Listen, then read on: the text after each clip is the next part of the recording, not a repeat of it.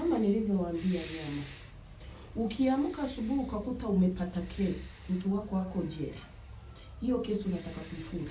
Jamani, nataka niwaambie kesi. Kuna kesi za kutuangukia zenye zinazotumwa na uganga, zenye zinazotumwa na ushirikina, zenye zinazotumwa, yaani mtu kweli akakuendea kwa mganga akasema huyu nataka maisha yake yawe jela. Hivi vitu wanaviroga. Jela wanairoga. Kifungo wanakiroga. Mtu anakupea adhabu, anakupea kifungo. Unakuwa unatembea hapa au asubuhi wanakuta mtu wamemuua, wamemtupa kwako. Hiyo ni miaka 20. Sasa tufunge kesi. Kesi kuifunga. Kufunga hiyo kesi. Au mtu wako uko jela, nyama. Nyama hiyo unaiona. Nyama ya mbuzi.